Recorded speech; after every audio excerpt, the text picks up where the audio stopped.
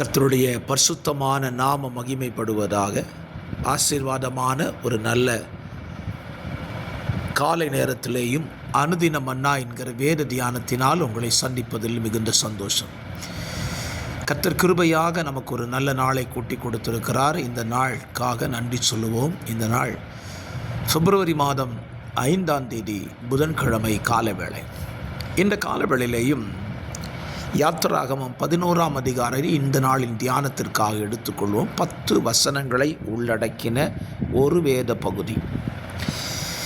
ஆண்டவர் இறுதியாக பார்வோனுக்கு எச்சரிக்கை விடுத்து அவனிடத்தில் சொல்ல வேண்டிய ஒரு காரியத்தை கர்த்தர் மோசேயை கொண்டு சொல்லுகிறார். தலைப்புள்ளை சங்காரம் என்கிற ஒரு கடைசி வாதையை அனுப்பப் போகிறேன் என்று மோசேயினிடத்தில் கர்த்தர் சொல்லி பார்வோனிடத்தில் சொல்லும்படியாக சொன்ன வார்த்தை இந்த அதிகாரத்தில் இருக்கிறது.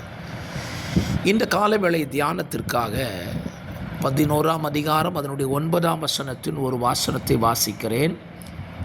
கர்த்தர் மோசேயை நோக்கி, எகிப்து தேசத்தில் என் அற்புதங்கள் அநேகமாக இருக்கும்படி பார்வோன் உங்களுக்கு செவி கொடுக்க மாட்டான் என்று சொல்லி இருந்தார்.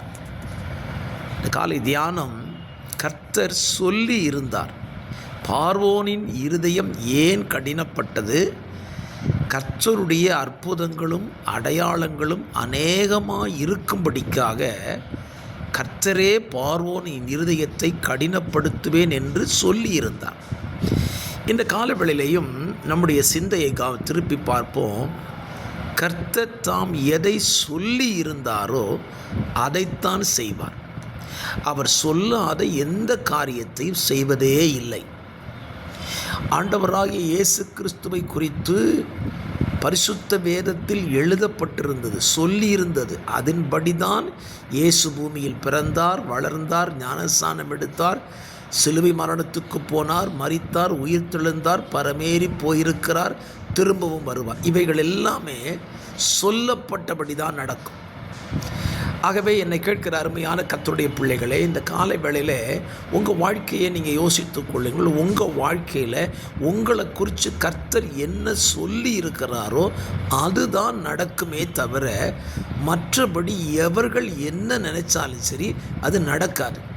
காரணம், சொன்னவர் வானத்தையும் பூமியையும் உண்டாக்கின தேவன் சொல்லியிருக்கிறார். ஆகவே இந்த காலவேளையில் உங்கள் வாழ்க்கையில் நீங்கள் நடக்கிற சம்பவங்கள் எல்லாம் நீங்கள் நினச்சி பாருங்கள். இது அவங்களால நடந்துச்சு, இவங்களால் நடந்துச்சு, இது என்னால் நடந்துச்சு. கிடையவே கிடையாது. இது உங்களாலேயும் நடக்கலை, மற்றவங்களாலேயும் நடக்கலை. அவர் சொல்லி இருந்தபடி தான் நடக்கிறது. உங்களுக்கு புரிந்து கொள்ளும்படி ஒரு வசனத்தை ஞாபகப்படுத்துகிறேன். கர்த்தருடைய வசனம் யோசேப்பை புடமிட்டதாம். அவர் சொன்ன காரியம் நிறைவேறுகிற வரைக்கும் அவருடைய வசனம் அவனை புடமிட்டதாம். அப்போ யோசேப்பின் வாழ்க்கையில் நடந்த சம்பவங்கள் எல்லாம் பார்த்தீங்கன்னா அவருடைய திட்டம் அது. யோசேப்பு 17 வயதில் பெற்றோரை விட்டு பிரிக்கப்படுகிறான்.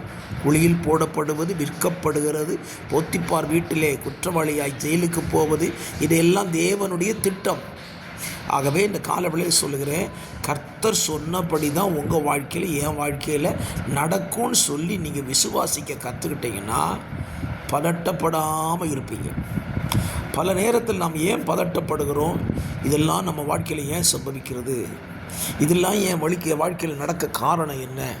உண்மையாக நீங்கள் கர்த்தரை விசுவாசிச்சிருந்தீங்கன்னா, கர்த்தரை பற்றி கொண்டீங்கன்னா, நான் சொல்லலை, பைபிள் சொல்லுகிறது, அவர் உங்களை குறித்து என்ன சொல்லியிருக்கிறாரோ அதுதான் நடக்கும். விசுவாசிக்கிறீங்களா?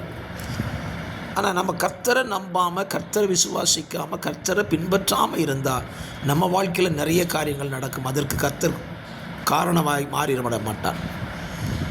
ஆகவே இந்த காலவெளியிலே வார்த்தை கேட்கிற கர்த்தருடைய பிள்ளைகளை உங்கள் வாழ்க்கையில் சம்பவிக்கிறவைகளை ஆண்டவரிடத்தில் சார்ந்து கொண்டு சொல்லுங்கள். என் வாழ்க்கையில் நடக்கிறதெல்லாம் ஏசப்பா நீங்கள் சொன்னபடி தான் என் வாழ்க்கையில் நடக்கணும், அதற்கு நான் என்னை ஒப்பு கொடுக்குறேன்னு சொல்லி பாருங்கள். நிச்சயமாக மகிழ்ச்சியாக இருப்பீர்கள். இந்த நாளும் உங்களுக்கு மகிழ்ச்சியாக இருக்கும். ஜெபிக்கலாம். பரிசுத்த பிதாவே, இந்த நல்ல காலை நேரத்திலேயும் நீங்கள் சொன்னபடி தான் எகிப்து தேசத்தில் நடந்தது உண்மையானால் எங்கள் வாழ்க்கையில் நீங்கள் சொன்னபடி நிச்சயமாக நடக்கும். வார்த்தையை கேட்கிற பிள்ளைகளுக்கு விசுவாசத்தையும் நம்பிக்கையும் கொடுத்து ஆசீர்வதிப்பீராக. இயேசுவின் நாமத்தில் ஜெபிக்கிறேன் நல்ல பிதாவே. ஆமென். ஆமென். God bless you.